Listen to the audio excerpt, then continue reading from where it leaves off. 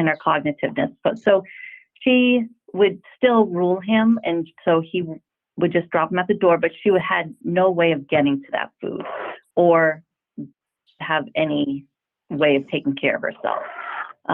So we found her embedded in a couch with no electricity, no heat. And so the son was actually brought up on charges of neglect.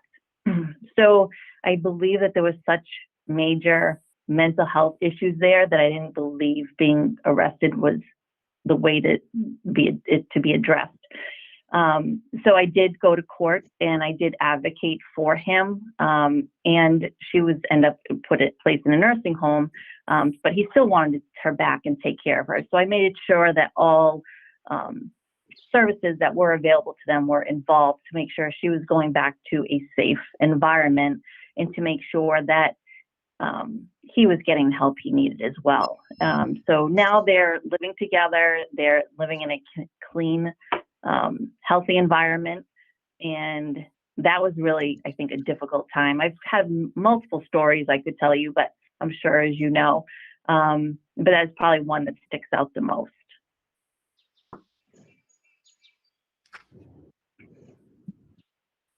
Thank you. Can you describe your vision for the role of the Board of Health and the relationship between the board and the director going forward? Oh, yes. Actually, that's probably one of the things I'm most excited about. Here in Webster, we have a 5-member board, and they're not really involved. I think during COVID, we met twice. And I would try contacting them and giving not interested whatsoever of COVID. And so all the decisions, unfortunately, were placed on me, and I don't believe that should be my role. I think that I should not be making decisions for a community I certainly don't live in. But also, it was a very stressful time. And I think that I have great relationships now with the superintendent. And so I think what I'm most looking forward to is that role with the Board of Health, because I know you guys are very much involved. I think no one on my board is actually, they're great people, but they're probably only one is really qualified to be on the board.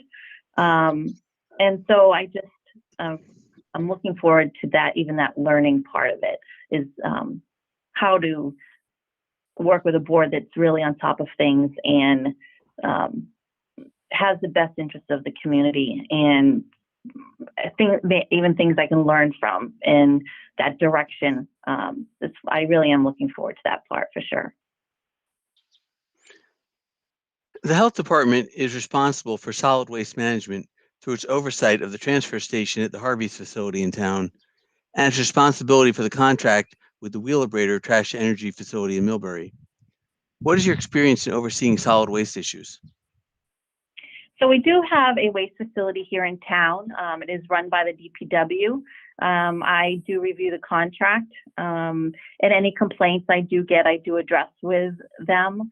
And it's mostly, I'm not involved in their day-to-day, but I am part of the communication if there is a problem. And they've been really receptive. I really have had no problems. I've not had to go any further.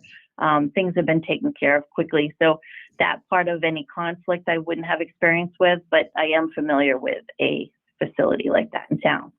I'm just curious, is Webster part of the consortium that helped get Wheelabrator off the ground, that facility? No, they're not, unfortunately. Okay. So I had a question about kind of housing and rental units. You had one anecdote before, maybe we can find a different one here. But the building and health departments often interact with rental complaints, abandoned houses, and the like. Would you describe the extent to which you've collaborated on similar issues in your past positions? Absolutely. So the building commissioner and I actually do all our housing inspections together. We have also written, along with the fire chief and the town administrator, a bylaw for nuisance property. So any property in town that's vacant, they actually have to register. And if we find a problem, say the house or property, the structure is not secure or there's overgrown vegetation, we can take that money and actually hire someone to fix the problem if they don't act on it themselves. So any issue like that is taken care of through that bylaw, and also during our inspection, we tag team one another and inspect and write order letters together. He sends his order letters for his part, and I send mine for.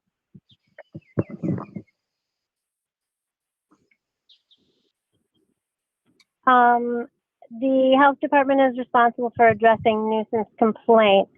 We have had residents complaining of odors coming from Harvey's solid waste facility, smoke issues from neighbors' outdoor wood boilers, and industrial noises. What is your approach to dealing with nuisance issues? So I'm not sure what Westborough has, but I know here in Webster we do have a wood stove boiler, outside boiler bylaw that has to have roof so high, the boiler so far from the property line.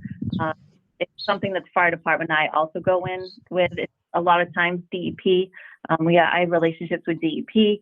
If they have noise problems, we'll both go out there. And also if they also just call and say, hey, can you go check this out for me? And I go.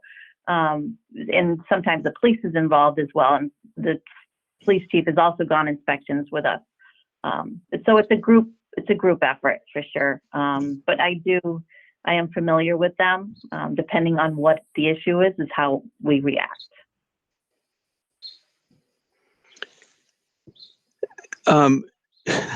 Just for your information, Westborough does have outdoor wood boiler regulations.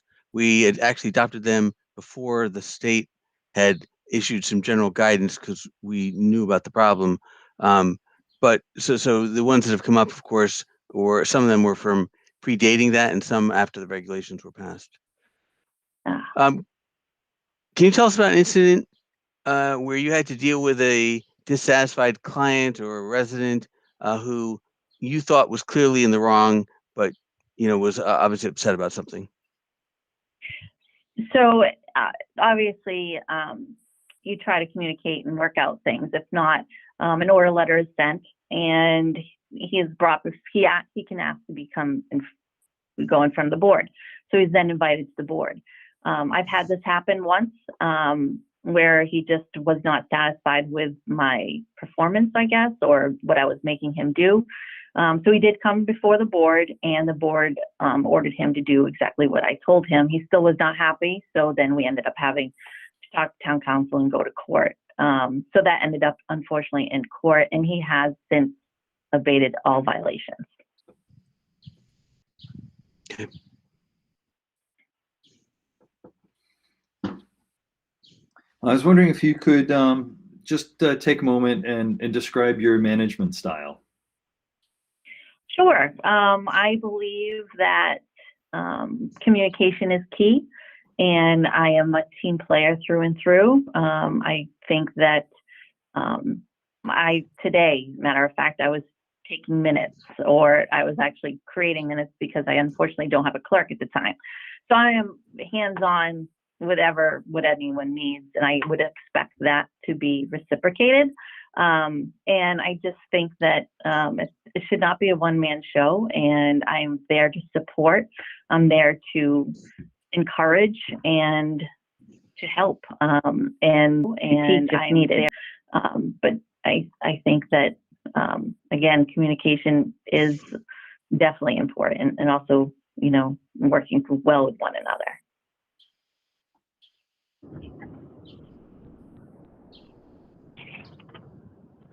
Describe your experience with budget development and related financial management. Sure. So we obviously have a budget here in town. I am responsible for what is being sent out and what is being brought in. It's a not a huge budget, unfortunately, but I meet with the town accountant and the town administrator probably quarterly, just to go over where we stand. And I'm not sure exactly what else you're looking for, but that's basically my role with our town budget in the health department.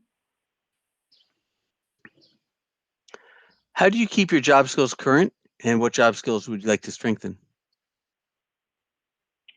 Oh, that's a good question. I like to go to all trainings that are available. I think that interaction with peers is very important. It keeps you excited and it keeps you connected with others that you just may not have met yet. It's such a small community and we all know one another mostly.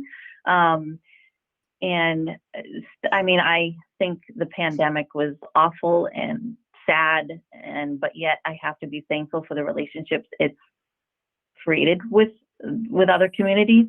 So I do think that I do stay on my skills, not only for the social interaction with my peers, but also for bettering. So I do jump at any opportunity there is to go to a conference or learn at any point. What would I like to improve on? I would probably say my food is probably not my strongest strength. It's not. I am fantastic at housing, but probably food. I can do it. Is it my favorite? No. Am I willing to do it? Yes. But I probably would say that's not something I'm 100% on.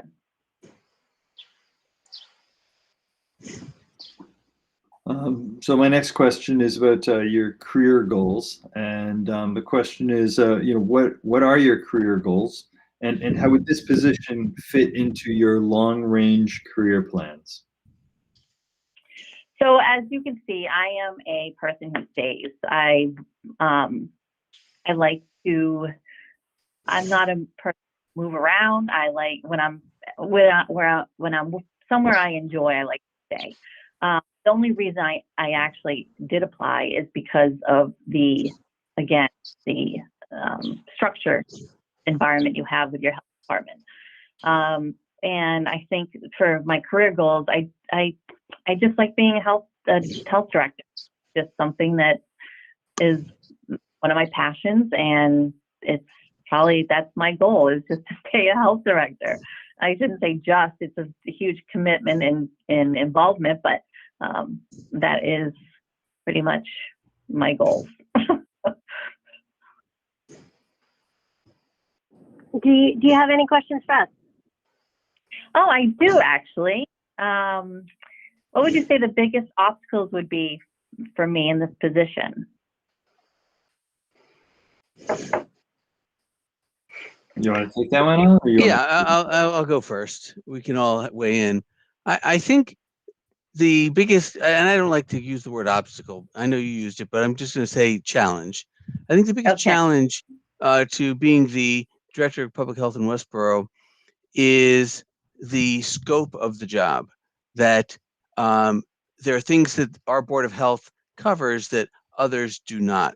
And so, we mentioned the solid waste budget. That's an example. Things that would be even more surprising, perhaps to you, floodplain regulations fall within our purview. Now, for the most part, that stuff gets handled by more knowledgeable people. It's for historical reasons I'm not going to go into, but the point is that we do cover a lot of different things, and so we need someone who is adaptable. Doesn't get put off by things saying, "Wait a second, I didn't know that was part of the responsibility." Like, you just have to expect that it's a very broad mandate. The issue around nuisances, there are a lot of things that come in under that heading of nuisances, and often these are some of the most challenging aspects of work. And I think Ray could attest to that in terms of some of those calls he's had to go out on where someone is very upset because something is impairing their quality of life, and often there isn't a simple solution. And you can be the target of a lot of anger for which you cannot necessarily do a lot about. Right. Nathan? Nathan? I was going to actually say that one of the toughest obstacles that I would see is relating to the residents themselves. I think that we have a lot of people that have an idea of what their life should be like or what regulations should be like, and they don't always agree with what the actual regulations are like or what the actual environment around them is. And so we tend to hear from those people that are most upset. I think the ones that are not very upset, are quite happy to never even know that the Board of Health exists. But those ones that do get upset are the ones that we end up hearing about. And so I would say that the larger the town you're in, the more people there are, just because there's a certain percent of people that like to complain. And so I think that we have our share of those people that would like more than they can, that we can give them. Melissa, you've not been on the board long. I don't know if you want to give Jen an answer, but feel free. I'm not sure I can help with that one, but thank you. Do you think it would be appropriate if I don't know if Ray or Paula or anyone from the staff wanted to kind of indicate what some of the obstacles might be? I think that I don't know whether they've all had a chance to kind of communicate with Jennifer outside of this conversation today, but Ray, you're on. Go ahead. I think Dr. Ehrlich kind of said it. I don't like to use the word entitled, but I mean, oh, I'm sorry, I used the word. No, there is a lot. There are different people, and I understand it's the same, and every town has it. But yeah, I think that's where it is. That's what I've seen over the 7 years I've been in town. Just different personalities. It's being able to go with the flow and still hold your ground. I think that's any position in town, not just director. On behalf of the town, I would like to say that, as you pointed out, Jen, the town provides a lot of support for the for government services, for the health department. The town has been very supportive of our initiatives during COVID, and because the town is supportive of us to a great extent, there's also a sense that we should be attentive to the needs of the town. So that is how I would phrase it, Ray. It's a very, very well put. I think that, yes. And that's why I'm not going to be director. That's also true. Okay. Any other questions that you might have, Jen? Yes. How is the job performance measured for this position? That's a great question. And so it's what you would call a dual relationship, in the sense that the Board of Health is the appointing authority. And in the ultimate, if we were dissatisfied, we would have the authority to remove you. However, all reporting is to town manager.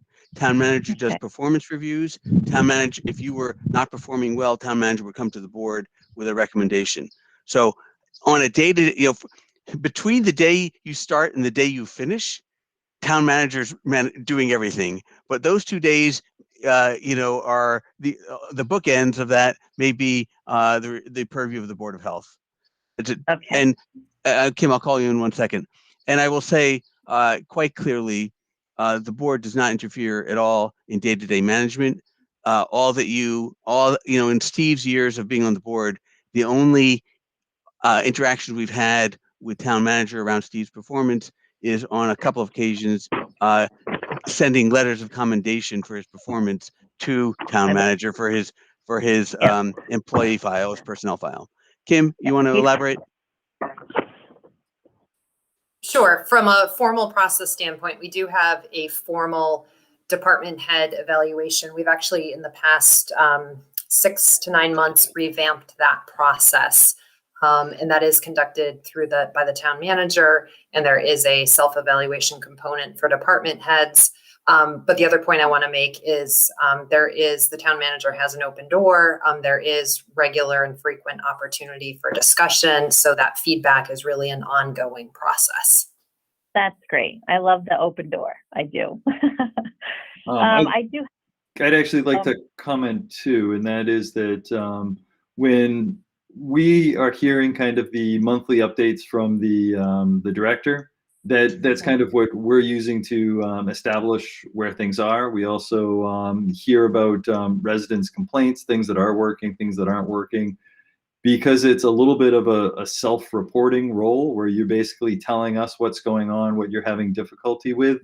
You can kind of see us as the people that if you need more resources than you're getting, or there's issues that are coming up that for whatever reason you can't handle, that's the time where the board can step in and act as a liaison to either other departments or other resources.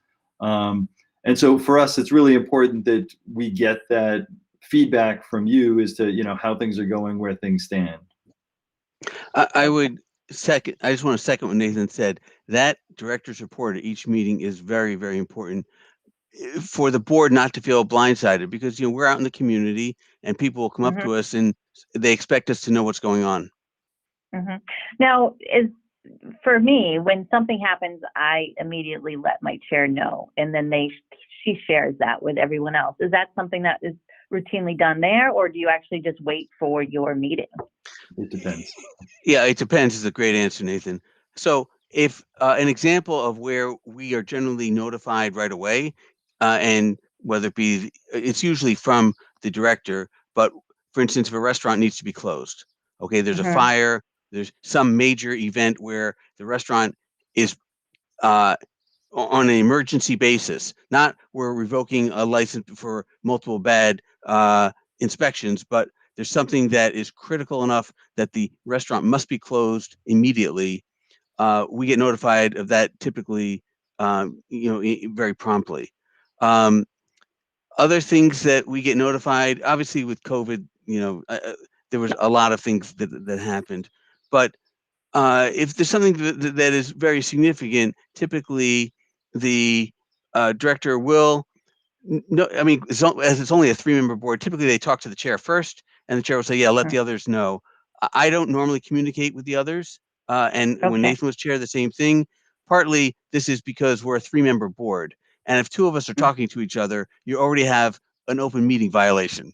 Okay, so we all information flows through the director or the director's designee.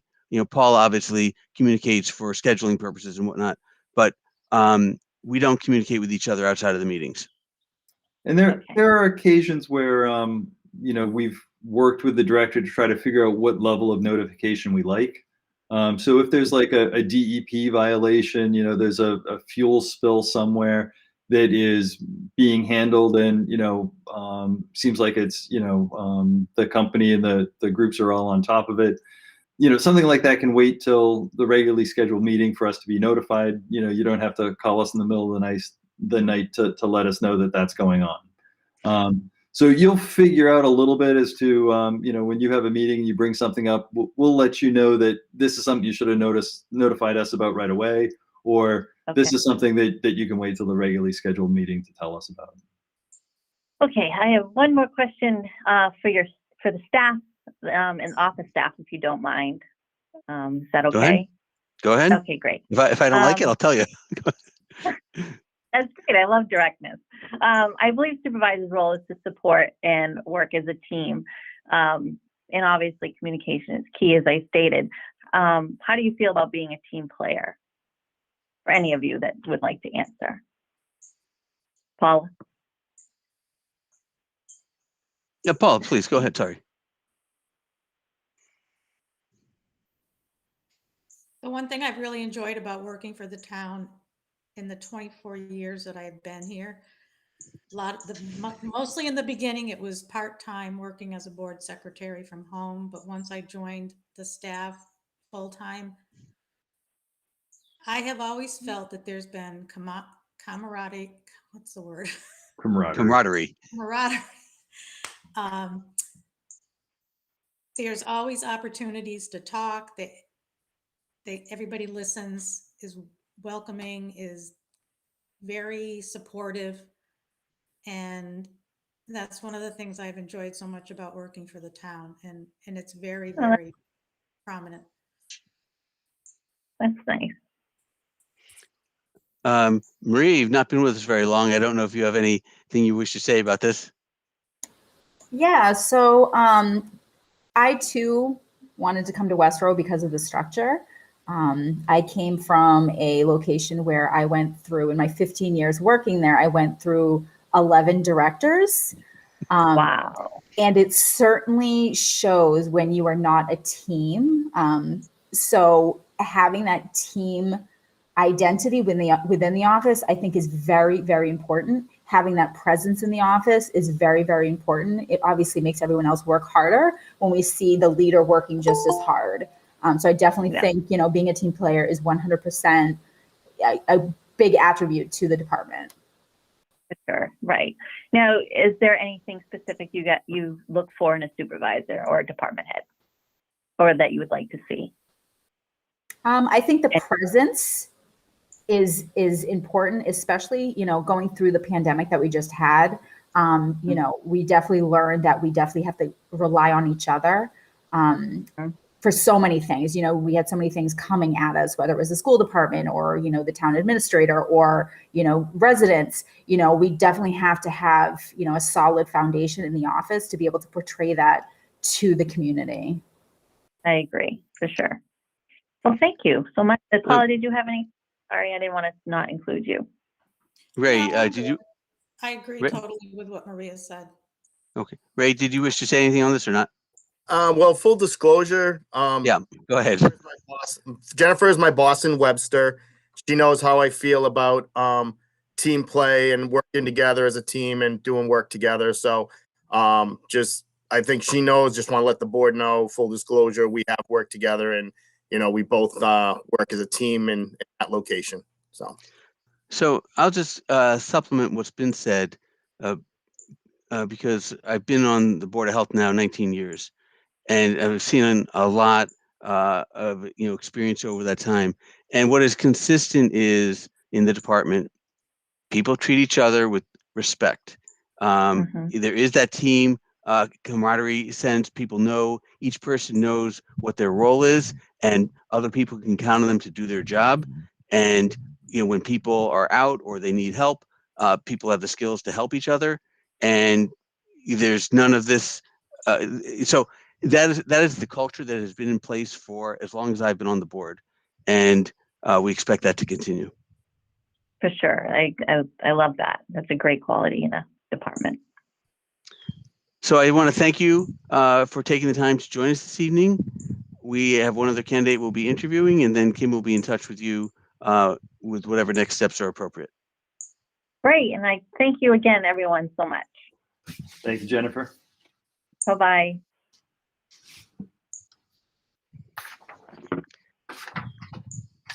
So from my board colleagues, we'll obviously discuss both candidates after the second interview, but any comments or concerns about the process that we're using seem good. I thought we had a good round of questions, and then we had a nice sort of free-form discussion there at the end.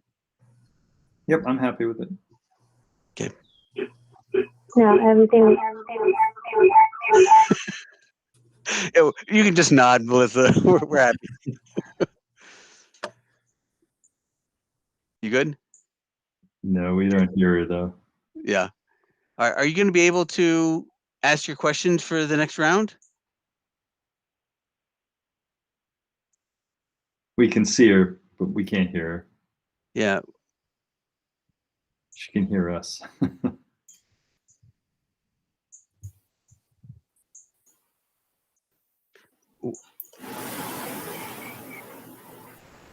It looks like she's off mute. Yeah, you are off mute. I You can talk. have my phone on, but it's going to echo. Yeah, so you have your computer on also. I know. Go to your computer and mute the computer. In the lower right, you should see a volume button on your taskbar. Or maybe it's on one of the sidebars. There we go. Is Perfect. that better? Oh, that's Sorry, much better. I honestly have done everything but Google Meets over the past 2 years. And at work, I'm home now at work. I couldn't get it to work at all. Apologize. Okay. I think we're ready to invite Jamie Terry. Is that right? Yep. Yeah, I saw her, but now I don't see her anymore.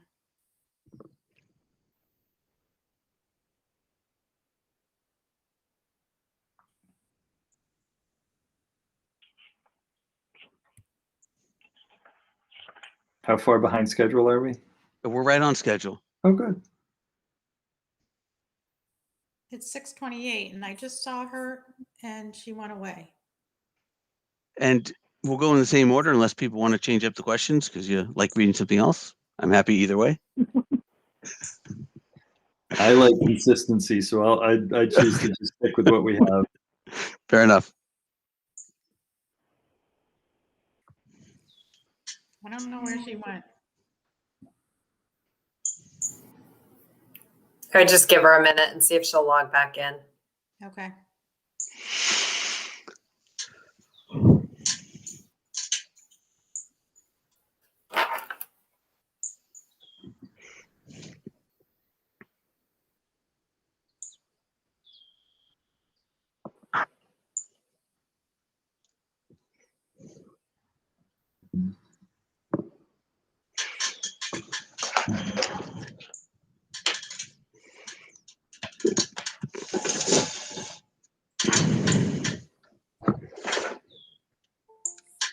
There she is. Where'd she go?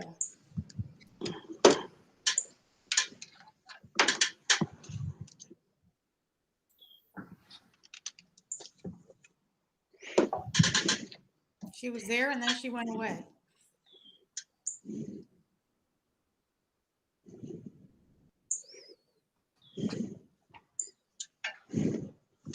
And I see that Westborough TV is on. I assume that they are recording this. Is that correct? Yes, that's correct. She's getting a message that she can't join this call. Well, Someone on the call, it says she was told their request to join was denied. no, I didn't do any of that. I was just waiting.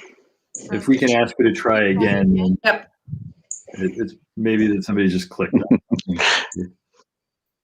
Yeah, I mean, I was waiting to click on it and she went away. I was waiting for us to be done. Yeah, it might be that it like automatically disconnects somebody if they've been in the waiting room too long or something like that. I just clicked Yep. admit. Okay. Looks like. There we go. Hello, Jamie. Can you unmute so we can see if we can hear Yeah. you? Can we hear you? Hi, can you hear me? Yes, We can now. Great. Can you see me? Yes, we can. Yes. Oh, good. You are not even the first or the second person to have difficulty with this particular call tonight. So Well, I'm sorry. no issues. So I'm Alan Ehrlich. We met before in the earlier round. I'm the chair of the Board of Health. I'm joined tonight by my other two colleagues on the board, Dr. Nathan Walsh and Dr. Melissa Mayer. I'll let them briefly introduce themselves. Nathan first. Hi, I'm Nathan Walsh. My background is that I have a PhD in biology from MIT. And I've been on the board for a little over a decade now, and have served as chairman before, but am currently a member of the board right now. And Melissa? Yeah, hi, nice to meet you. I'm an internist I live in Westborough. I'm an internist in the Hopkinton area. I just joined the board very recently. So definitely the newest member, and really nice to meet you. Nice to meet you both as well. So, Jamie, we're going to be asking you a bunch of questions, much as in the first round. Some of the questions are very similar to the first round, and some will be more focused on the Board of Health issues. So, if you could just start by telling us why you're interested in the position and how your skills and experience have prepared you to be the director of Westborough's Health Department. And then along with that, can you just let us know if you are a registered sanitarian or not? Sure. Yes, I am a registered sanitarian. I am interested in this position because I feel that this is what I'd like to do. I left Northborough as their health director just shy of 10. I'm sorry, I was there for 10 years. I left just shy of 5 years ago to work on emergency preparedness in a pandemic for 74 communities for mass vaccinations. So very timely to what we deal with now. But I miss the work of everyday local public health. I missed it within a month of leaving. I loved Northborough. I loved the community. And I left because it gave me an opportunity to be closer to my children at home. I live in Charlton, and it was a 45-minute commute back and forth. And my children were younger, and my daughter said, "Aren't you going to come read at library? Aren't you going to come into the schools and be there?" And I didn't want to miss those opportunities with her. So the role as emergency planner allowed me to flex my hours and work night meetings, but be there for the library meeting, to read and such. But within a month of leaving Northborough, I already realized that I missed the septic and the food and the day-to-day people interaction that I had in the health department role that I was in before. And so I had been asked, again, within that month, to help out the town of Sturbridge as they were going through a transition looking for a new director. And so very quickly, I took on that role as well and was their interim. It was supposed to be for just a little while and ended up being for 3.5 years because it worked for them and it worked for me. So anyway, the reasons I'm interested in Westborough, because I enjoy this work, and my children are older now, all in school, and it gives me that ability to get back into this aspect of the field. Thank you. Sure. So I had a question about kind of dealing with residents, and that's what is your style or approach to interacting with residents, and what actions have you taken in your current position or former positions to improve services and direct communication to residents? Sure. Great question. I like to write them down as you ask them. So if I look down for a minute, it's just because I don't want to miss anything. Same here. I like to write things down too. Well, I feel like we're here. We picked this role to serve the public, and so our communication with residents is really our number one priority, right behind protecting the public health of the community. And so I think that that has to be key, and we have to be available and accessible to the residents. I certainly believe that communication and the way you approach how you tell people things. Sometimes we have to say things that are not easy in the world of public health. And I feel like the way that you bring a message or deliver a message to anybody that you're talking to, whether it's a business owner, a homeowner that's putting in a new septic, anybody that we're talking to, you have to be very mindful of how you communicate. And so my approach is definitely always to probably over communicate something and be available for questions and answers. I think you said an example or something to that effect of a way that I've been able to do that.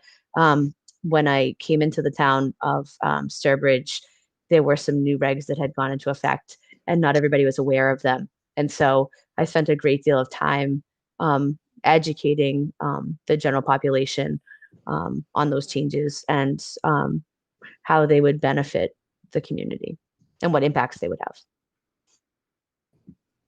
Thank you. Sure. What is your vision for the role that a health department should play in the community, and how would you establish short and long-term goals to achieve that vision? Sure.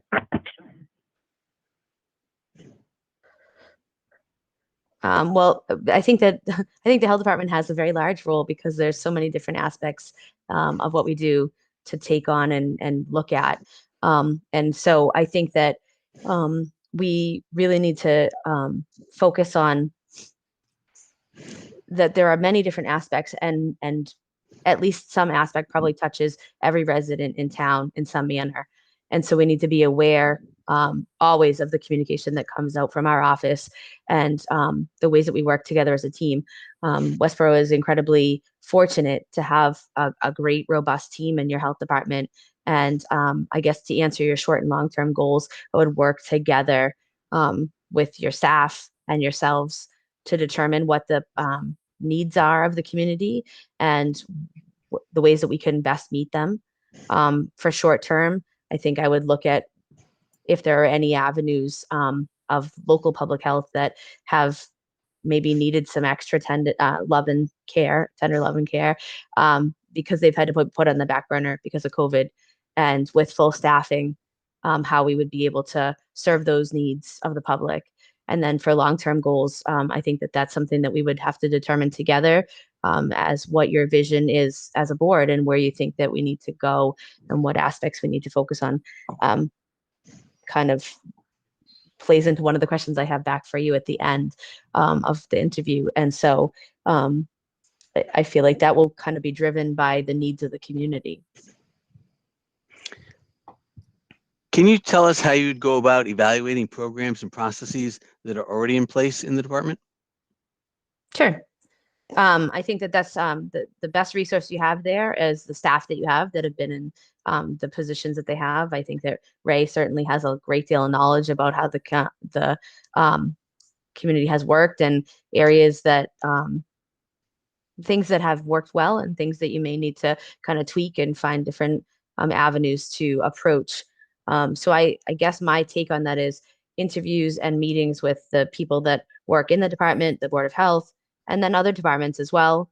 I also am someone that really likes to get to know the people that we work with every day. And so I feel like that would be true of restaurant owners, businesses, the schools, the school nursing staff.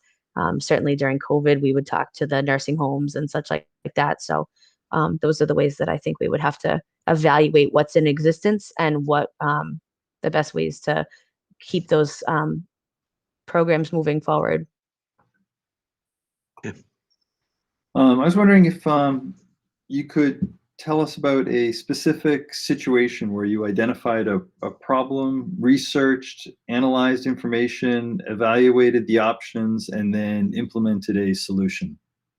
Sure. I'm going to give a different one than I gave to the last interview, if that's okay, because I know some of you are on there.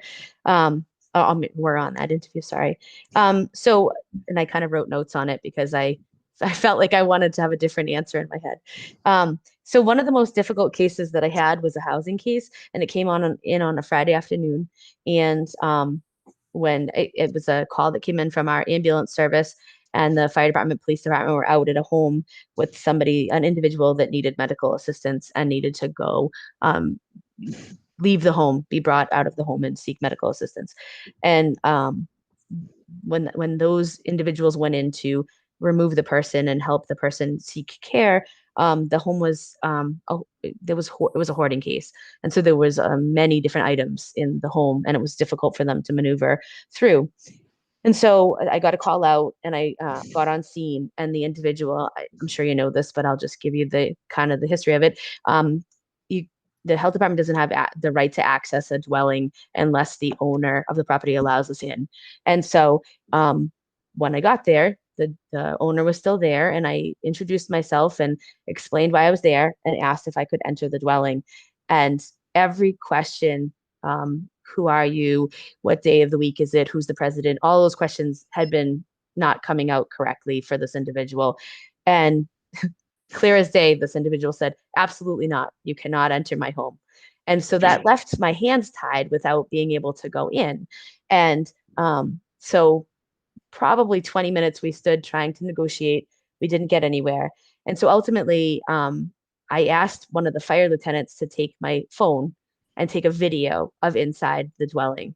And so that's what happened. And there was an area in the bedroom where this individual had been sleeping that had water damage to the roof that was active, and it was dripping on the bed where the individual had been laying. So there was real significant needs, even more so than just the hoarding part of it.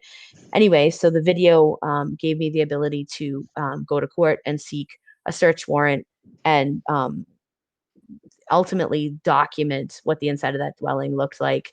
And then I was able to work with existing family members for that individual to begin to rectify what was years of a hoarding scenario. And those cases don't really get resolved overnight, as I'm sure you're aware.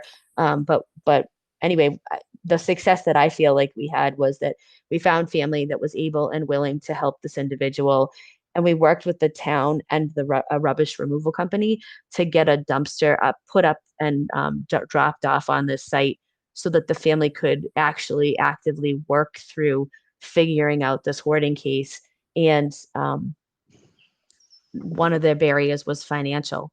And so that was something that I felt was a huge success for us, that we were able to make progress with that family. So. Thank you. Sure.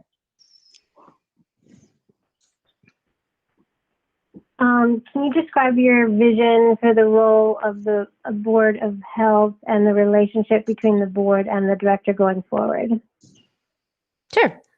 I've worked in many different scenarios where I've worked for very active boards and some passive boards. I've worked for elected boards and I've worked for appointed boards.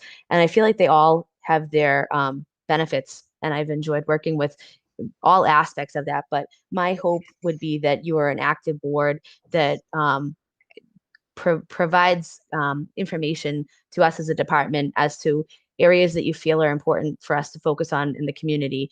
And I feel that we are very well educated and equipped to know the rules and regulations for enforcement and the everyday aspects of our lives as in the health department.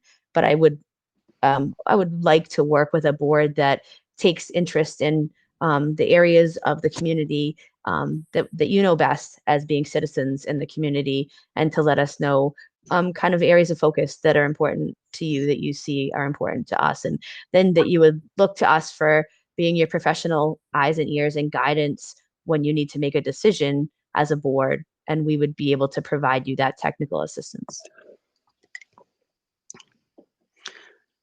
The health department is responsible for solid waste management through its oversight of the transfer station at the Harvey's facility in town, and its responsibility for the contract with Wheel Liberator's trash to energy facility in Millbury.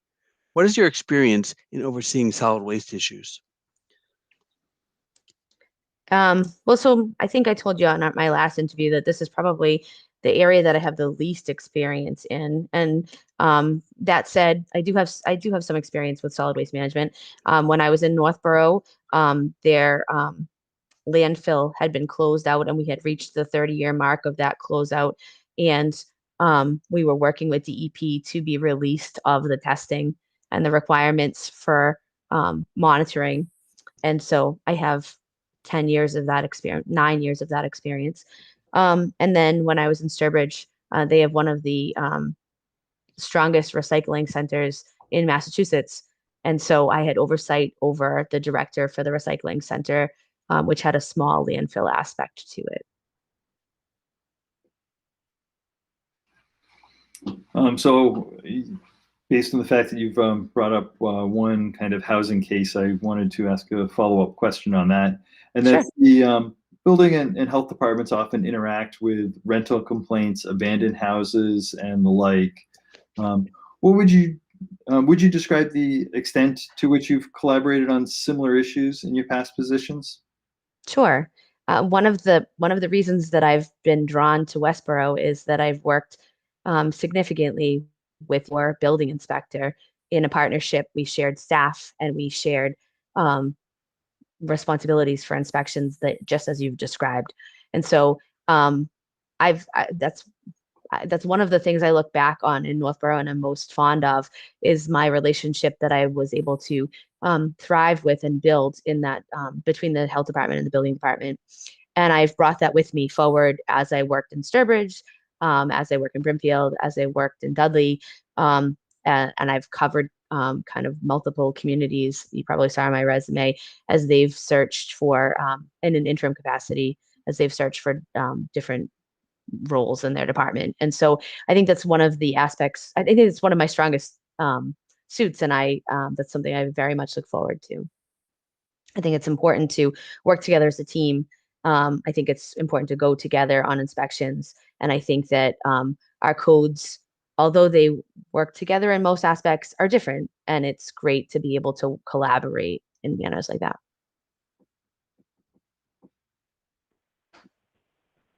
The the health department is responsible for addressing nuisance complaints. We have had residents complaining of odors coming from Harvey's solid waste facility, smoke, issues from neighbors, outdoor wood boiler, and industrial noises. What is your approach to dealing with nuisance issues? Sure. Unfortunately, have a decent amount of experience with that from Northborough, and it is. I feel like they're very difficult cases, and a lot of times, the health department really needs to work with both parties. The party who has the um, concern, that's raised the concern, and the party that is possibly creating the nuisance, and try to find ways and work together on ways that the nuisance can be abated, and the party that's been impacted can seek relief. Sometimes my experience has shown that those scenarios happen faster and easier than others, depending on what the nuisance is that we're dealing with. I had an outdoor wood boiler scenario where the stack height needed to be increased in order to rectify basically the way the land kind of rolled. The stack height was not high enough, and the smoke was kind of impacting directly into one of the houses. And so I was able to bring it to the board, and the board was able to require of the owner of the outdoor wood boiler to increase the stack height, and that rectified that scenario for that neighborhood. We also had a farm that was accepting compost, food waste, and that was a very long process, and that really was a more challenging case to deal with because there wasn't a direct, immediate response about how to rectify it, because there were aspects of the state through DAR that allow food compost to occur on properties. And so we had to come up with creative ways to rectify that. And that ended up bring in extra material to cover, not take such large quantities, and have deliveries come more often. I can't tell you that that's perfect because it didn't satisfy all of the concerns for the neighbors. Can you tell us about an incident where you had to deal with a client or a resident who was dissatisfied, but you clearly felt was wrong, and how you resolved or dealt with that issue?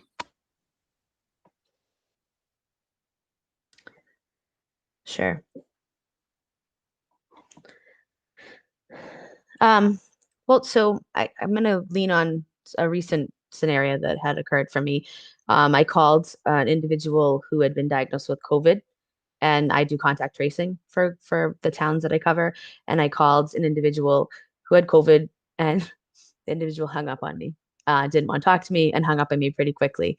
And I know that there's an aspect of Maven that I could have said lost a follow-up and left it at that, but I didn't feel like that was helping the resident in a time of need, nor giving them any of the information that they didn't let me give. And so I called back and started with, gee, I think we got disconnected. And the individual said, no, we didn't. I hung up on you. And I said, well, if you just give me a couple of moments of your time, I'm not trying to tell you what to do. I would just like to give you some guidance and education and help you through the process of where you're at. So that conversation, the person wasn't super psyched to talk to me, but after about 30 minutes of the conversation, certainly we had a good back and forth. And unbeknownst to me, I didn't recognize the name. The person was well known in the community. I'll just say it that way without giving any information away.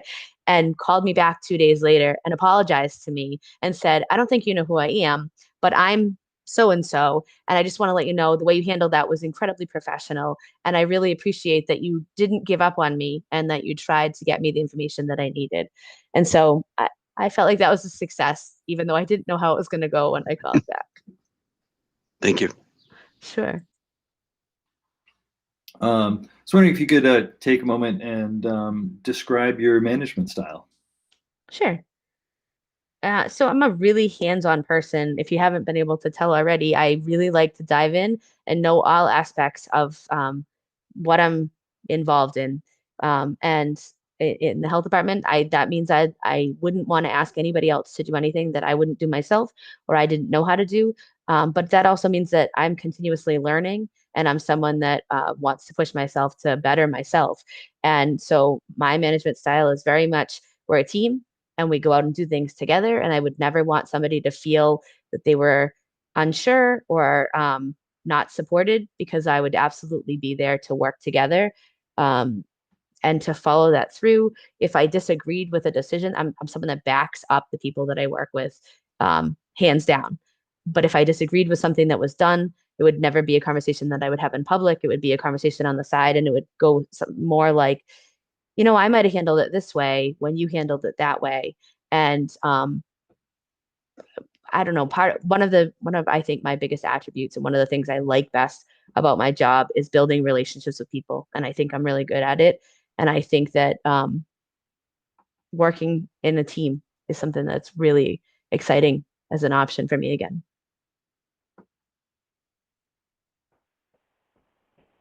Can you describe your experience with budget development and related financial management? Sure. So in Northborough, I had to write my budget for the health department. In Sturbridge, I had to write the budget for the health department. In Brimfield, I have aspects that I have to write of the budget. Also, when I was in Northborough, I worked on a grant. It started off as a small grant. It was called Building a Healthy Northborough. And we were doing an evaluation the first year to see if there were any needs. It was actually a childhood obesity grant is what it started as. And then it blossomed and continued to move forward and we became a mass emotion community. And it's something I'm really proud of. So if you have any interest, you can go look it up. And there's a lot of information still about things, the ways we were able to move the needle there. But in that sense, I'm the one that drove writing that grant. And then I was in charge of grant management financially for the budget for that. And I'm also on the school committee for the town I live in. And so one of our most major aspects of what we do is the budget for the schools. You mentioned that you like to keep learning. How do you keep your job skills current, and what job skills would you like to strengthen? Sure. So while I have to, I'm a registered sanitarian. I won't read you all of my what my certifications are in, but you have to keep them all up. And so every 5 years you have to take the certified pool operator, and you have to take your your serve safe, your food safety manager every 5 years, and then you have to continue with your CEUs for soil evaluator and for septic inspector and for my RS. And so no matter what, those are CEUs that I need to seek out and evaluate each year. I just was on a MIHA conference earlier this week, which is the Massachusetts Environmental Health Association conference. And so those are, I go to the MIHA conferences, I go to the MHOA conferences. I'm sure you probably know MHOA, Massachusetts Health Officers Association. So I feel like there's a lot of opportunities to continue to grow and learn. I also find that as something new comes up, and I'll use marijuana as the most recent thing that's come up, that's something that's new to us and new to enforcement, and trying to figure out what our role is in enforcement for that. And so I feel like when something new comes up, I feel like I told you before, I feel like it's really important to be a team and be involved in everything. So I would go with my staff and we would learn those things together. So what are your career goals, and how would this position fit into your long range career plans? Yeah, great question. Well, so when I left Northborough, I always knew that I wanted to be back in a health director position. I just needed it to be the right time for my family. And so one of my probably right now career goals is to start working towards that and get back into a role where I'm in a health director position.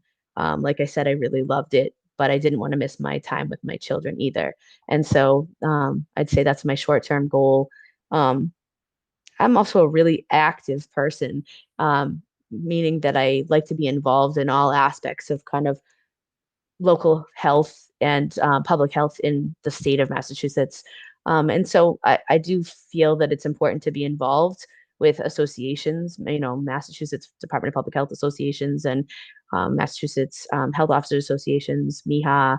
And so I would say continued involvement in those roles is where I'm at. And do you have any questions for us? I do.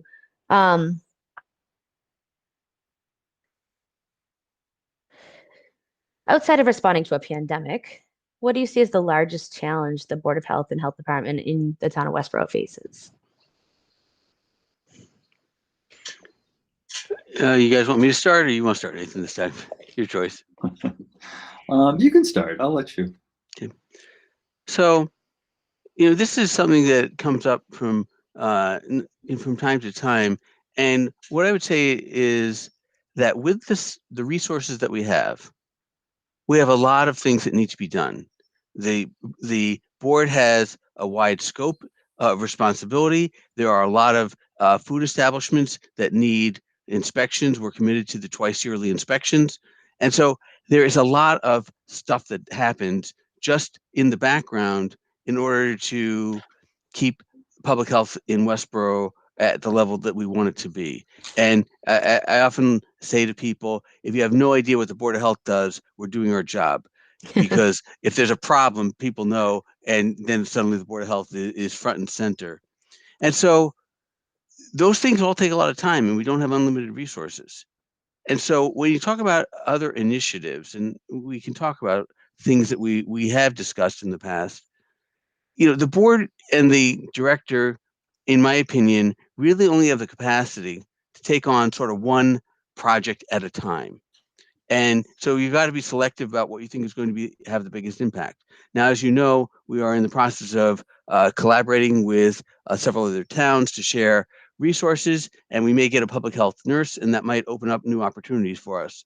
But, one of the things that we talked about quite a bit, we have a lot of food establishments in town, whether we might have a rating system the way perhaps Brookline does, or if you go down to New York City and this restaurant get an A grade from the Board of Health and things like that. We've talked about that. There are obviously pros and cons to that type of thing.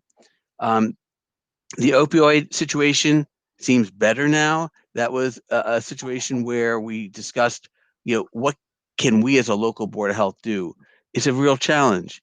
And other issues that have been raised have to do with either safety in town, where do we collaborate with DPW about where there are accidents, where are people getting hurt at intersections and things like that. These are sort of the public health outreach issues that we have discussed. But often, again, like I said, there's limited resources. And one of the things that's ongoing right now has to do with really solid waste management. What are we doing as a town? Are we going to consider changes to the current structure, which is a bit of a hybrid between having a facility where residents can take their trash at Harvey's, as well as having, for those who wish to pay for it, a curbside pickup. And whether we go to all town curbside or we make some other change, this is currently probably the biggest area that we're actively working on. We have a solid waste management task force that the board has commissioned, and the director of public health sits on that task force along with myself. So that's, I think, gives you some perspective. There isn't like one burning issue right now. I'm telling you what we're focused on. But I think we're hoping to get to a point, perhaps with public health nursing support, where we could say, gee, what kind of health promotion project should we engage in? Nathan? Yeah, so I think that you did a very good job of laying out the tasks that that have come before us that we wanted to add in. I'd like to say that probably 90% of the time is spent on those issues that might seem more routine in terms of, the food safety inspections, the inspecting of, pools or camps, and all of those other things. And that the part that Alan was talking about with some of these other issues that have come up, are probably more on the 10% side. And so we do like to have some initiatives ongoing at any point in time, and I think that that's important. And as Alan had indicated, it does kind of change year to year as to what the focus is. We kind of like to get it to the point where we have something implemented, and then we can move on to something new. And so from that point of view, I think there's probably a few things that we've discussed that haven't really taken any action on yet, and might be things for the future.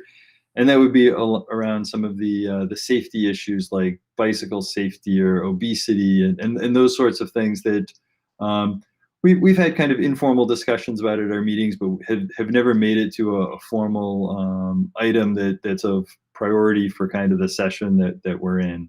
And we did, as Alan was saying, with the food safety ratings, that was one of the things that was the last one that we were really working on right before COVID hit. And we actually had to scale back our inspections that we were doing to handle the increased amount of contact tracing that we were doing. And so instead of actually getting out, twice a year to each restaurant, that was something that we had to put on hold for a little bit until we could now start to get back there. And so there are policies that the board puts in are, what we would like to get done. And sometimes, life happens and we realize that, and, but we typically always have at least a couple of items that, we want to move forward with. Great. Thank you. Melissa, obviously you're new, but you have ideas, reasons why you joined the board. So perhaps you wish to, contribute here. Sure. I definitely am new to all of this, but one thing that I think COVID has kind of brought to the forefront is community education and awareness. And I would love for there to be kind of more, whether it's social media or outreach, even through the website or whatnot, just, for education regarding lots of things, whether it's, COVID or anything else health related. So that's something that I'm interested in. But Jamie, do you have other questions? I do. Thanks. I was going to ask this together, but I appreciate that I was able to let you guys hear all that. What are you most proud of? What accomplishment are you most proud of for the Board of Health and Health Department? So I can jump in first if you want, Alan. Please go ahead. I actually am really proud of the restaurant standards that we have here. I believe that the standards here in Westborough are higher than the surrounding towns, and I think that I take that as a point of pride. It makes it so that when I eat out at a restaurant, or I'm talking to people about restaurants here in Westborough, that I can say that we are doing a better job than the surrounding communities, and the fact that, so I'd say that's one of the things that we do really, really well here. That's great. For me, I can't speak highly enough of the town's COVID response. And Steve, of course, was doing yeoman's work there. But first of all, there was tremendous collaboration between town departments. This is something we know did not happen in other towns, where often the Board of Health and the Board of Selectmen were working at cross purposes. There was a very united front on messaging, on actions being taken, regulations by the various town leadership. And I think we navigated the regulations in an effective way. There were times we were a little bit ahead of where the state was in some regulations. And we found 2 weeks later, 3 weeks later, the state was adopting what we'd already done. In other instances, there were, throughout the year, there've been issues, people have questions or complaints or things, concerns, and we've been very responsive. And then, in collaboration with the fire department, the vaccine clinic that we first did for the town employees, and then ultimately we stood up with the support of the other towns in our group. That's been incredibly successful, and I think the ability for Westborough residents to get their vaccinations in town in a much more convenient fashion than having to go to Gillette or Fenway or something like that. Just one thing after another. And we've done a good job of communicating throughout about what's going on, what are the policies, what's the rationale. And finally, on that score, I feel that everything that's been done has been apolitical. There's a lot of COVID-19 that got very politicized in a lot of different ways. And there's been very little, if any of that, that I could think of that's happened as part of Board of Health meetings, joint meetings with the Board of Selectmen, or related to anything else. And that's why I believe our vaccination rates are as high as they are, approaching 80% of the entire town, not just eligible population, but 80% of the town having at least one dose already. And so I'm incredibly proud of what the Board of Health and the Health Department were able to do, but also the town as a whole. And just to add to that, Alan, you've actually done an amazing job in terms of the role that you've had here. And I mean, everything from, even before the COVID, in terms of bringing in the vaccination freezers and having standing orders for, different vaccinations, it's been great to have, Alan on our board. And so I think that he helps actually pull together a lot of these, joint things where he's willing to show up at a lot of these other meetings and help out. So I thank you very much for those kind words, Nathan, but I'd be remiss if I didn't point out the fact that Nathan was completely instrumental in how we were able to run town meetings successfully throughout COVID, with zero cases of COVID attributed to in-person town meetings. So again, if you ask what we're proud of, that's that. And you should be, because I looked up your numbers before we started this meeting, and you're at 81% as of today for your first doses.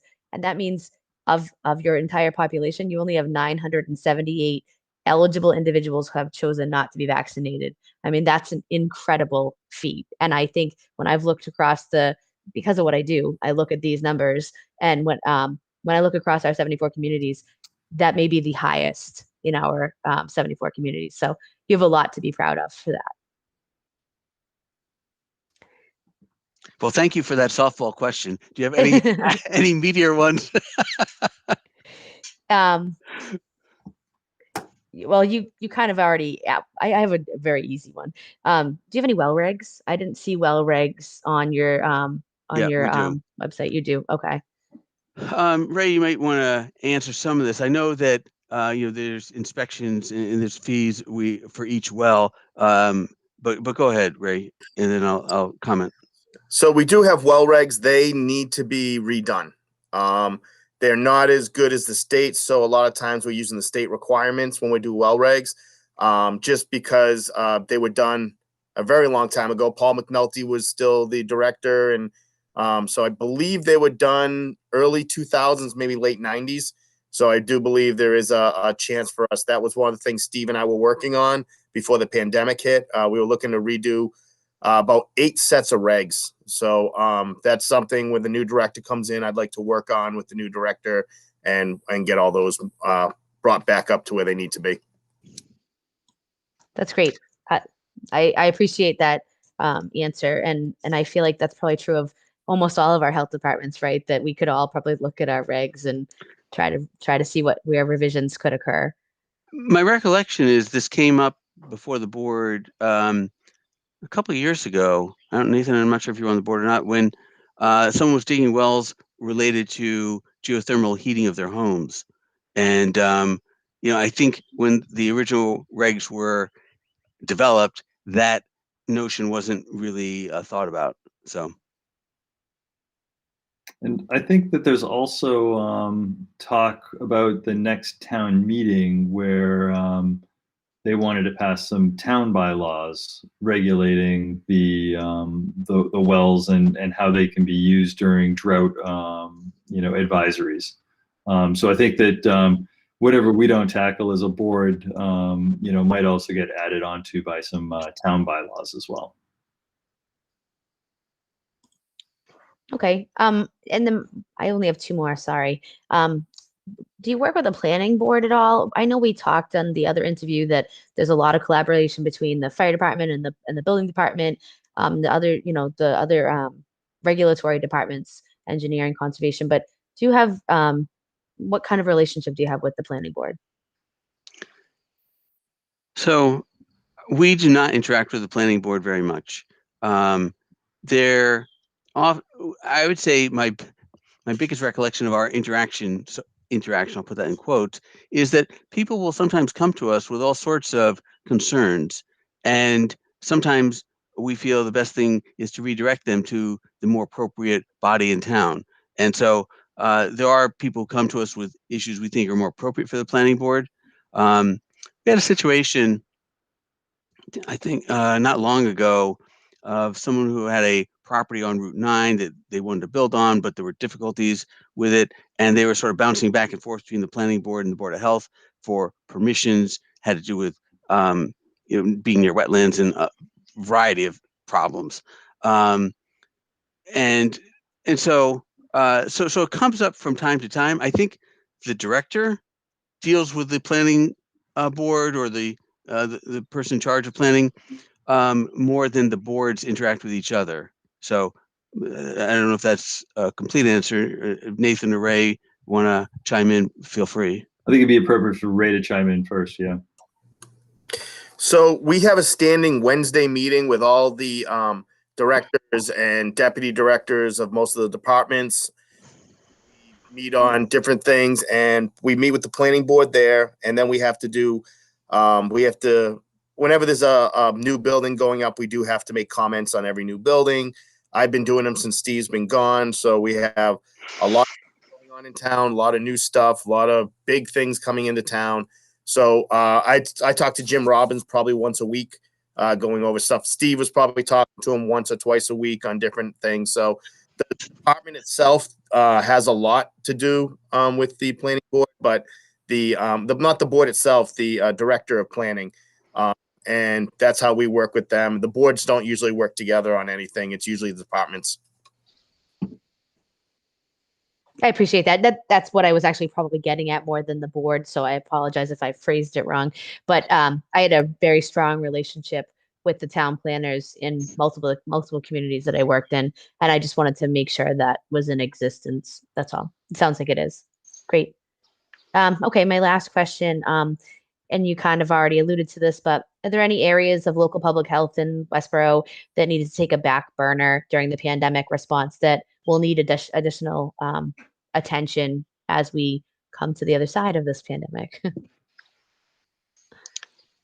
Yeah, I think the restaurant issue is number one, because again, many restaurants were not operating in their usual way, and so often the need for inspection was quite different than it is currently.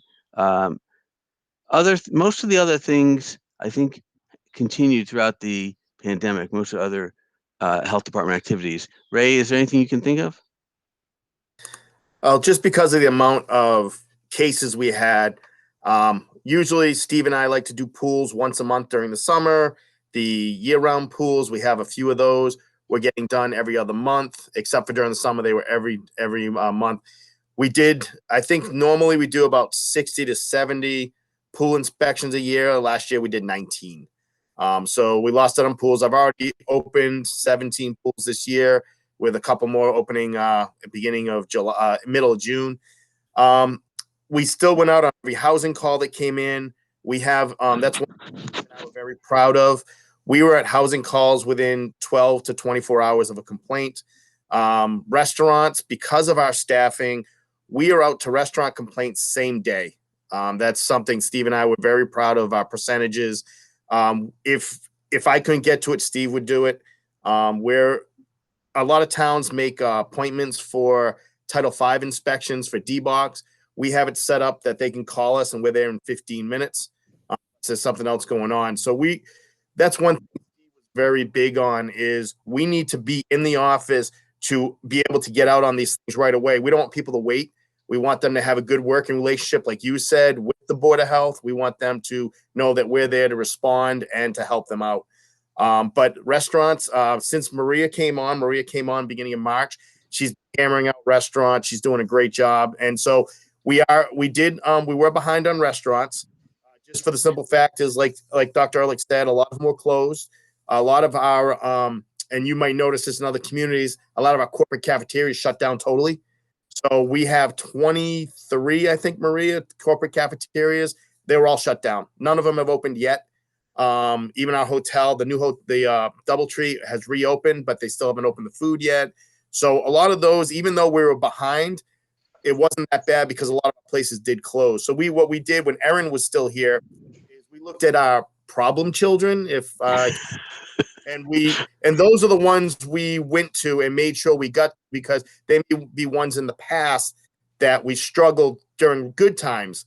So during this time, we wanted to make sure that, we could keep them moving in the right direction. And if you ask Maria said, as bad as it sounds, the pandemic was probably the best thing to happen to the restaurant industry, because I've never seen cleaner restaurants. Kitchens so clean because they had so much more cleaning they had to do.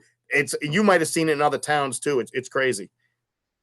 Yeah, I'd say that one of the other areas that might have been pushed a little bit to the back burner is the investigation and resolution of some of the nuisance complaints. I think a lot of people are understanding of the Board of Health and how we've been pulled in a lot of different directions, and so I think we've been able to use that so we could really focus on the contact tracing, the stuff where people are imminently at threat of personal health, and but I believe that there's probably some of those cases that we have to either revisit or spend a little bit more time focusing on. Correct me if I'm wrong, Ray, but it does seem that haven't been put as much urgency onto the in-depthness that we put into some of the nuisance cases lately. Yeah, I'm sorry, I don't know which ones you might be talking about. I know we had some noise complaints, but those have gone away. So there could be some out there. I'm just not. Everything right from like people complaining about like chickens nearby or things like that. That just it's one of those things where it's like we're doing a lot of other stuff right now, and and so there's probably some people that are still unhappy about some of the complaints that they've put in. Yeah. Well, the good thing is chickens are no longer under us, so we're good with that. Okay, I'm going to ask my board members if any of you have any additional questions for Jamie.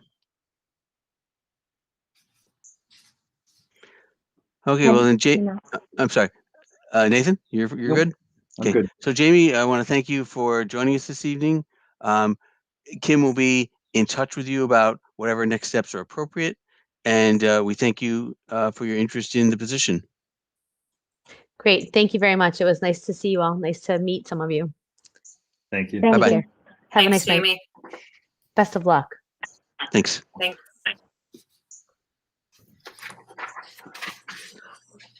Okay. So Kim, you'll correct me if I'm wrong, but I believe at this point we engage in just a general discussion about which candidates what their strengths and weaknesses were. And we also received from each of them a 90-day plan. So I think what I'd like to do is have each of my colleagues, we'll go in turn, comment on what you think the strengths and weaknesses of each candidate were. You don't necessarily have to indicate a preference just yet. And then we'll come around and start zeroing in on whether we can make a decision tonight.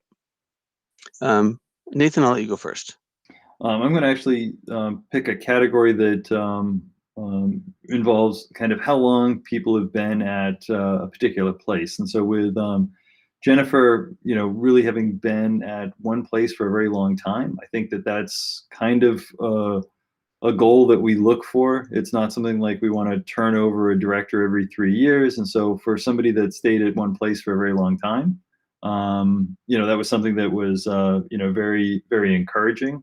And with Jamie, it actually, one of the nice things about having actually been at a large number of places, though, is that you start to bring in a breadth of experience of what is possible or what is done, and you start to, just have a little bit larger of a worldview. And so, kind of one of my first impressions of kind of the background of these two candidates. Great. Melissa, any thoughts you want to share? Yeah, I mean, on paper, that was sort of one of the things that I thought of as well. Is Jamie's resume did look a bit long, but it seems like, I mean, she definitely had a long stint in Northborough. 8 years, right? And which is most of her resume, even though it looks long. And I on paper, with experience, I thought Jamie seemed more qualified, based on her experiences, and but I thought both of them, were very impressive, and in person, listening to them speak, I thought they both were impressive, and kind of took away from what I had got from on paper. But I like both of them in person. So What about you? I'm gonna have to shut video off briefly. I apologize, but I'm listening. Thank you. Okay, sure. So first of all, I think we are fortunate that we do have two candidates, and I'd be comfortable with either one of them filling the position. So that's a good starting point. I do think, on the issue of the consistency versus the breadth of experience, I think Jamie has had somewhat more experience that is relevant to Westborough, and having served in a community in Northborough, I mean, the communities are relatively similar, and so I think that's a plus. The biggest difference between them, in my mind, is that Jamie is already a sanitarian.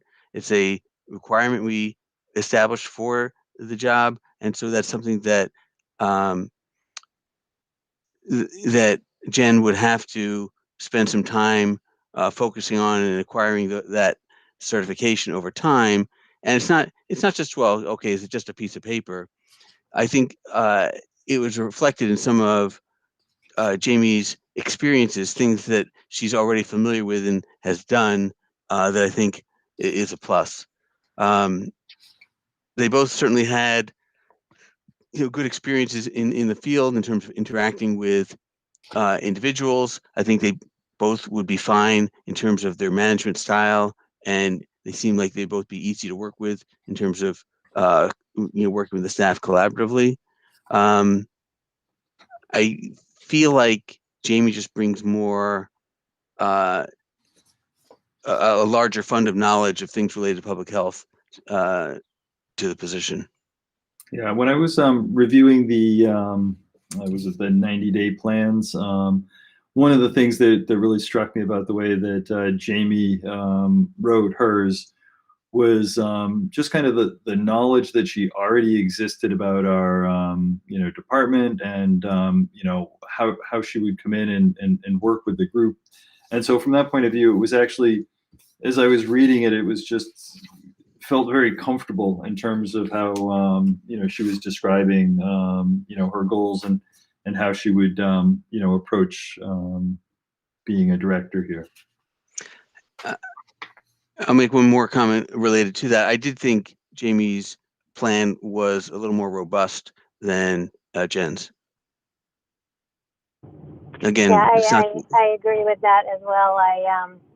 I thought her 90-day plan was written so well, and it was obvious that she had done so much research and knew all the players, and whereas just the bullets on Jennifer's, it definitely wasn't as in depth. I totally agree. And I think one of the things that struck me was I think when Jamie was talking about some of the grants that she had written, and how she was kind of an active member of the grant writing, and was kind of a key person in getting that approved, and then also of managing the grant afterward. I think that's something that really could benefit Westborough in terms of somebody that is capable and comfortable writing grants and pursuing those, and then following through to make sure that they're administered correctly.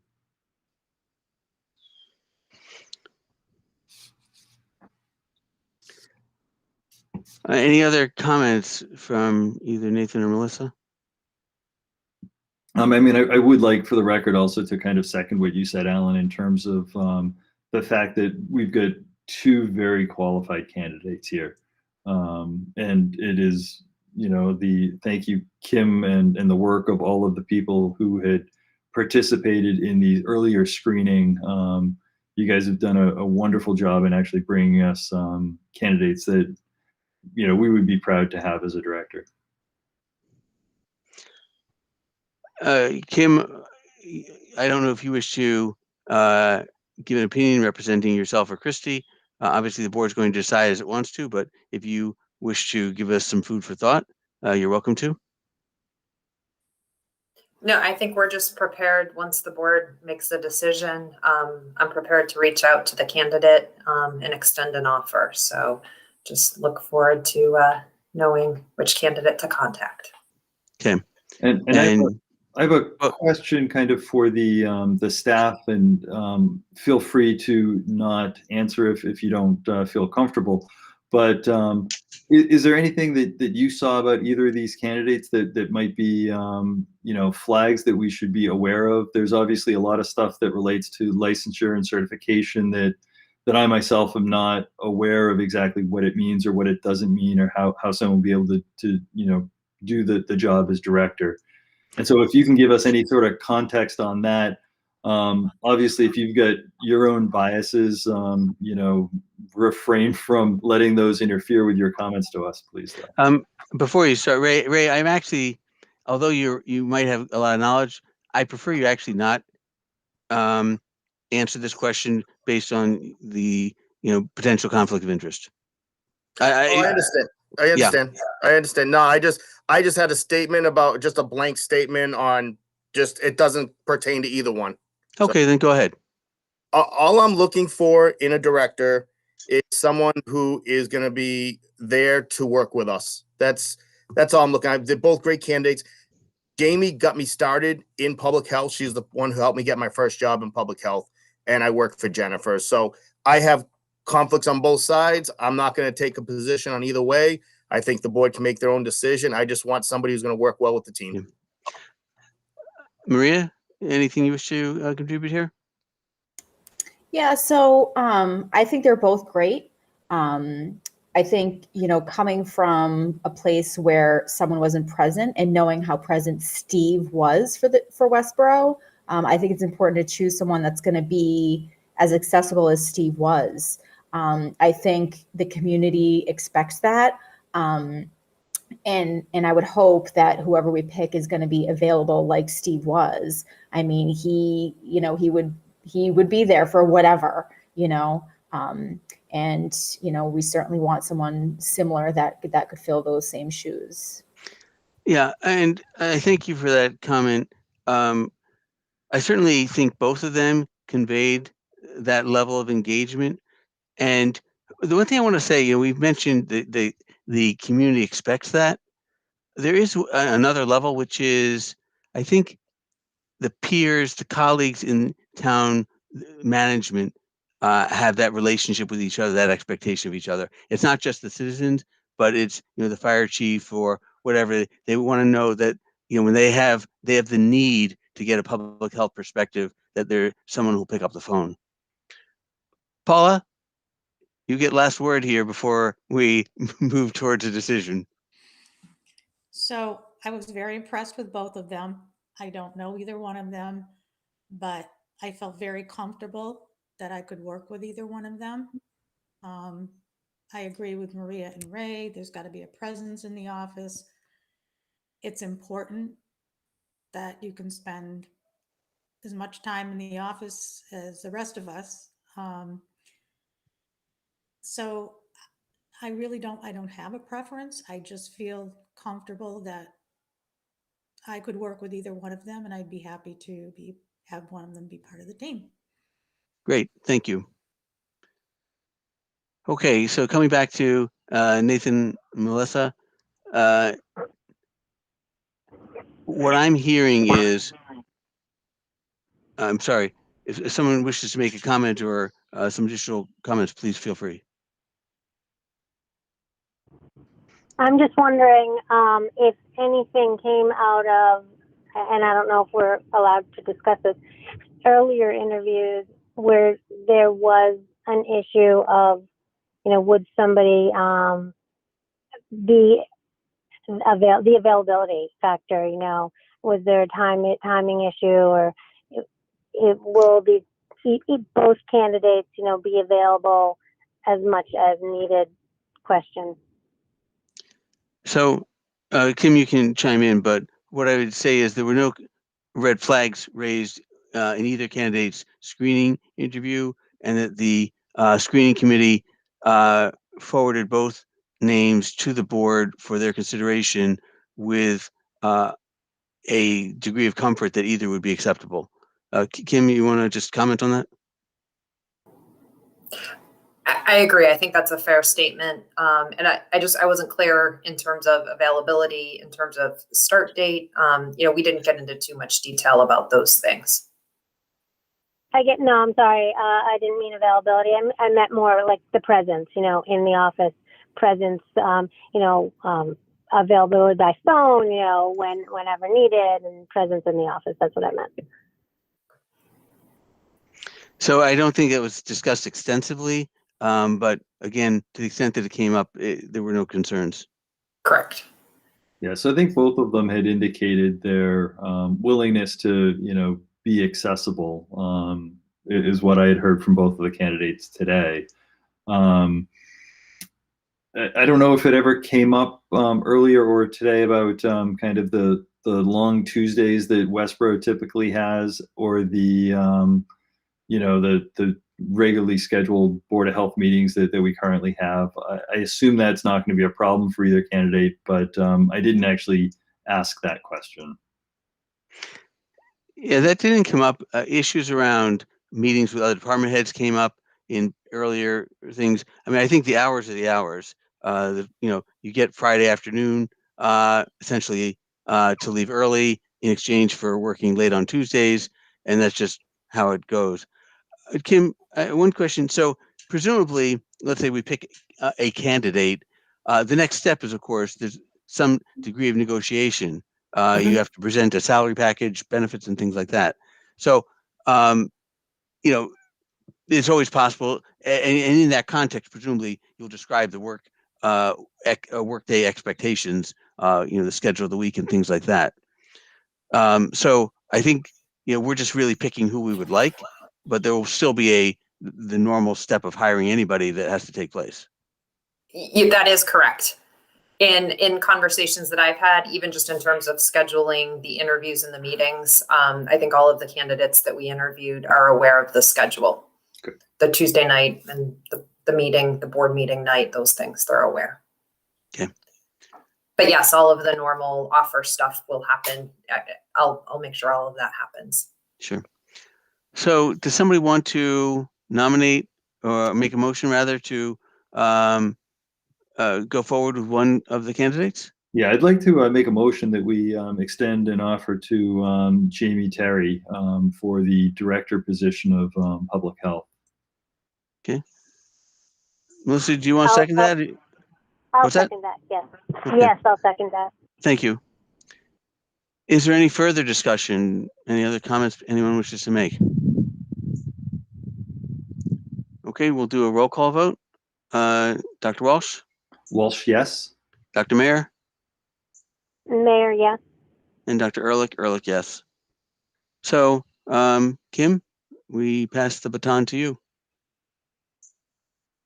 Okay, and I will take a motion to adjourn.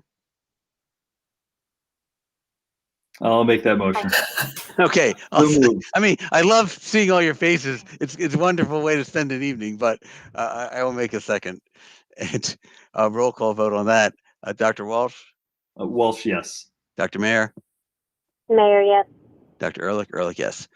Thank you very much, Westborough TV. Thank you, everyone on the call. Thank you, guys. Thank you, everyone. Thank you.